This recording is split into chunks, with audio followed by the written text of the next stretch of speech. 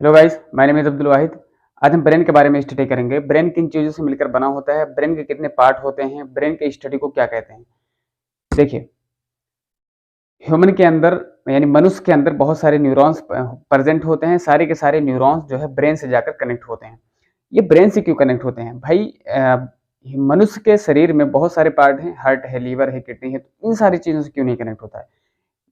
इसलिए नहीं कनेक्ट होता है कि इन सारी चीज़ों के पास इमेजिनेशन पावर, चीज़ों को पढ़ना, चीज़ों को देखना, चीज़ों को सुनना और अच्छे से उसका रिजल्ट देना, इन सारी चीज़ों को नहीं आता है। लेकिन ब्रेन इतना स्मार्ट है, ब्रेन इतना सेंसिटिव है कि फौरन सडन चेंज लाता है और सिग्नल देता है और सिग्नल लेता है। कहने का मतलब मैसेज सेंड करता है और मैसेज को रिसीव करता है with the help of neurons.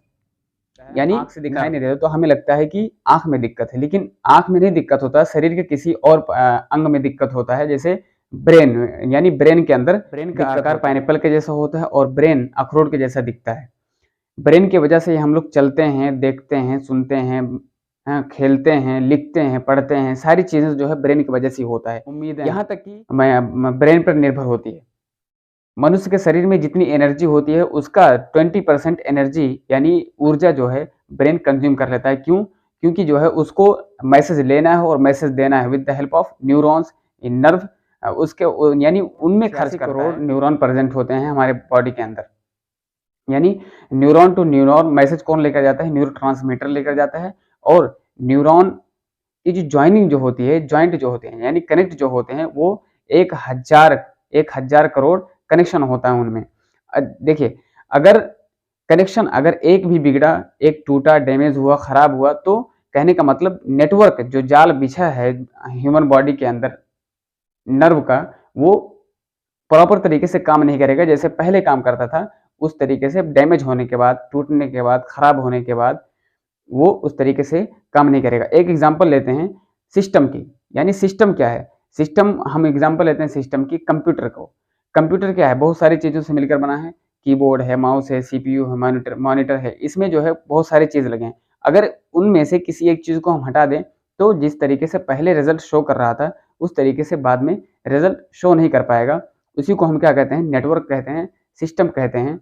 अब देखिए, नर्वस सिस्टम क्या होता है? नर्वस सिस्टम यानी नर्व जो है ब्रेन का सबसे मुख्य पार्ट है, उसको हम क्या बोलते हैं? नर्व कहते हैं। ब्रेन के स्टडी को हम न्यूरोसाइंस कहते हैं। और जो ब्रेन को, स्पाइनल कॉर्ड को, नर्व को जो इलाज करते हैं उनको हम क्या कहते हैं? मेडिकल टर्म में न्यूरोलॉजिस्ट कहते हैं। यानी डॉक्टर, जो डॉक्टर होते हैं उनको हम न्यूरोलॉजिस्ट। किससे कवर होता है यानी ब्रेन को सेफ्टी किससे मिलता है? Cranium bone. Cranium bone number में 8 होते हैं। जो 8 के 8 बोन जो जुड़े होते हैं आपस में, वो किससे जुड़े होते हैं? Fibrous joint. फाइब्रस जॉइंट बहुत स्ट्रांग बोन होता है, बहुत स्ट्रांग जॉइंट होता है। फाइब्रस जॉइंट बहुत स्ट्रांग जॉइंट होता है, ये जल्दी टूटता नहीं है। क्रेनियम बोन के बाद एक लेयर प्रेजेंट होता है, जिस यानी झिल्ली प्रेजेंट होता है। उसी झिल्ली के अंदर हमारा ब्रेन रखा हुआ होता है, उसी झिल्ली के अंदर। अगर वो झिल्ली ना हो तो क्या होगा? क्रेनियम बोन पर इन्फेक्शन हो सकता है। देखिए, जब झिल्ली यानी जब चोट लगता है, यानी जब कोई मारता है तो पहले क्रेनियम बोन पर चोट लगता है। अगर क्रेनियम बोन मतलब चोट उतना ज़्यादा नहीं है तो क्रेनियम बोन उसको एब्जॉर्ब कर लेता है उस चोट को, यानी मेनिंजाइट लेयर पर नहीं पहुंचने देता है। कभी कभी ऐसा होता है कि चोट बहुत तेज लग जाती है, तो उस कंडीशन में मेनिंजाइट लेयर को चोट पहुंचती है और एक डिजीज हो जाती है जिसको हम कहते हैं मेनिंजाइटिस बीमारी कहते हैं। पूरे पूरे शरीर के अंदर सेंट्रोसोम प्रेजेंट होता है। सेंट्रोसोम का काम क्या है? सेल्स को रिकंस्ट्रक्शन करना। सेंट्रोसोम का काम होता है सेल को दोबारा बनाना, यानी रिकंस्ट्रक्शन करना, यानी जो डैमेज सेल हैं, खराब सेल हैं, पुराने सेल हैं, उनको रिप्लेस करना। लेकिन ब्रेन के अंदर सेंट्रोसोम नहीं होते हैं। ब्रेन के अंदर न्यूरोगेलियल सेल होते हैं। न्यूरोगेलियल सेल के अंदर देखिए ब्रेन ट्यूमर कैसे होता है? न्यूरोगेलियल सेल के अंदर सेंट्रोसोम होता है। सेंट्रोसोम जब नंबर ऑफ सेल को ज़्यादा बना देता है, ज़रूरत से ज़्यादा जब बना देता है, तब क्या होता है? एक ब्रेन ट्यूमर बीमारी हो जाती है।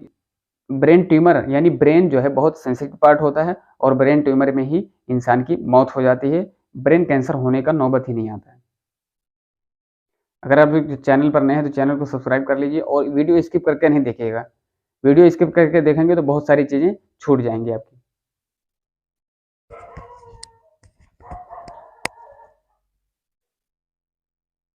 अब हम लोग ब्रेन को पढ़ते हैं। ब्रेन के 3 पार्ट होते हैं, fore brain, mid brain, hind brain. Fore brain को हिंदी में अग्र मस्तिष्क कहते हैं, मिड ब्रेन को मध्य मस्तिष्क और हैंड ब्रेन को पश्च मस्तिष्क कहते हैं। फोर ब्रेन का 3 पार्ट होता है, cerebrum, thalamus, hypothalamus. Mid brain का 2 पार्ट होता है, कार्पोरा और cerebral pentacle. Corpora, cerebral pentacle. पश्च मस्तिष्क यानी हैंड ब्रेन का 2 पार्ट होता है, सेरिबेलम और मेडुला ऑब्लोंगाटा। देखिए इसमें हम एक एक करके पढ़ते हैं। फोर ब्रेन को पहले पढ़ते हैं। फोर ब्रेन के 3 पार्ट होते हैं, cerebrum, thalamus, hypothalamus. Cerebrum 66% part होता है, ब्रेन का सबसे भारी पार्ट होता है, यानी सबसे बड़ा पार्ट होता है। ये लर्निंग पावर को बनाए रखता है, यानी नई चीजों को सीखने का जिज्ञासा देता है और पुरानी चीजों को भूलने नहीं देता है। और कभी कभी इंसान को एक बीमारी हो जाती है जिसको हम कहते हैं अल्जाइमर डिजीज। अल्जाइमर डिजीज में क्या होता है, इंसान पुरानी चीजें भूल जाता है और नई चीजों को याद नहीं करता। क्या काम है, एटमॉस्फेरिक टेम्परेचर को बताता है वो, यानी आउटर बॉडी टेम्परेचर क्या है, यानी एटमॉस्फेयर में कितना ठंडी है, कितनी गर्मी है, सारी चीजों को नॉलेज कौन देता है, थैलेमस देता है। कभी शराबी का थैलेमस, यानी जब कोई पियक्कड़ आदमी होता है तो थैलेमस उसका काम नहीं करता है। रात में उसको पीट दिए, खूब बढ़िया से पीट दिए, धुलाई कर दिए, अब उसको जो है ना रात में दर्द नहीं होगा, उसको सुबह में दर्द होगा। जब सुबह में दर्द होगा तो ये जाएगा इसके पास, सेरिब्रम के पास, ये थैलेमस जाएगा सेरिब्रम के पास। सेरिब्रम से पूछेगा भैया कौन मारा था रात में, अगर सेरिब्रम को याद है तब तो बताएगा, नहीं याद है तो फिर जाओ मुझे काटो। बात आती है अब हाइपोथैलेमस की। हाइपोथैलेमस इंटरनल बॉडी टेम्परेचर को बताता है कि आपको स्वेटिंग हो रही है कि नहीं, लबेरिया, किसी से प्यार हुआ कि नहीं, प्यास, भूख, इन सारी चीजों को नॉलेज कौन देता है, हाइपोथैलेमस देता है। हाइपोथैलेमस जब एक्टिव होता है, यानी लड़कों का हाइपोथैलेमस कुछ ज्यादा एक्टिव होता है। अब ग्रुप में खड़े होकर बात कर रहे हैं, कोई बगल से गुजरी, देख ले जाती। और लड़कियों का क्या है, अब लड़कियां जो है 2-4 लड़कियां आपस में बात करती हैं, लेकिन कोई फर्क नहीं पड़ता, कोई आए कोई जाए कोई मतलब नहीं है। क्यों? क्योंकि लड़कों का हाइपोथैलेमस बड़ा एक्टिव होता है। मिड ब्रेन को पढ़ते हैं, कार्पोरा और सेरिब्रल पेंटिकल। कार्पोरा क्या होता है, कार्पोरा देखने और सुनने के काम को करता है ये, यानी कार्पोरा जो है, यानी आंख ने किसी चीज को देखा, अब आंख जो है, आंख कार्पोरा को देगा, कार्पोरा ब्रेन को लेकर जाके देगा कि भैया देखो ये अपना आदमी है कि नहीं है। यानी कार्पोरा का काम क्या है, सुनने का काम है और देखने का काम कौन करता है, कार्पोरा करता है। ये ऑप्टिक नर्व क्या है, ऑप्टिक नर्व ये हमारे ब्रेन को सिग्नल लेकर जाता है कि हाँ ये आदमी हमारे पहचान का है कि नहीं है, ये चीज हमने कभी देखा है कि नहीं देखा है। कहने का मतलब जो हम इमेज देखते हैं, कोई फोटो देखते हैं, कोई इमेज देखते हैं, सारी चीजों का सिग्नल कौन लेकर जाता है, ऑप्टिक नर्व। इसको हिंदी में दृष्टि तांत्रिक का कहते हैं। यानी ये ब्रेन को लेकर गया, आंख ने देखा, ऑप्टिक नर्व लेकर गया, ब्रेन को दिया कार्पोरा, फिर बताया कि हाँ ये अपना ही आदमी है। अब देखिए सेरिब्रल पेंटिकल क्या होता है, ये ब्रेन और स्पाइनल कॉर्ड को कनेक्ट करके रखता है।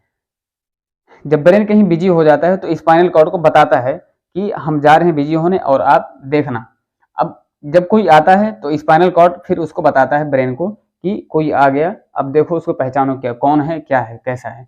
तो ब्रेन जो है पहचान कर फिर अपना उस तरीके से काम स्टार्ट कर देता है, कौन, ब्रेन। यानी सेरिब्रल हैंड ब्रेन, यानी पश्च मस्तिष्क को पढ़ते हैं। सेरिबेलम और मेडुला ऑब्लोंगाटा क्या होता है, सेरिबेलम ये बच्चों में प्रॉपर तरीके से एक्टिव नहीं हो पाता है। सेरिबेलम का काम क्या है, बॉडी बैलेंस को बनाए रखना। जो पियक्कड़ होते हैं ना, दारू शराब जो पीते हैं, उनमें भी सेरिबेलम क्या होता है, प्रॉपर तरीके से काम नहीं करता। और रात के टाइम में, दिन में तो बढ़िया से काम करेगा, रात में जब डिब्बी चढ़ा लेते हैं तो काम नहीं करता है ये। मेडुला ऑब्लोंगाटा क्या है, मेडुला ऑब्लोंगाटा,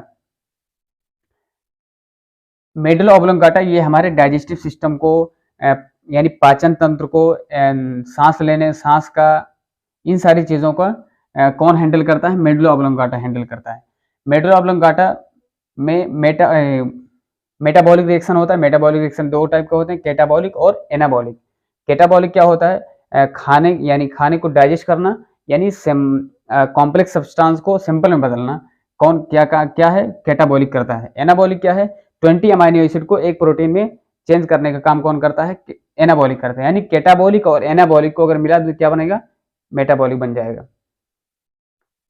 छाप लीजिए।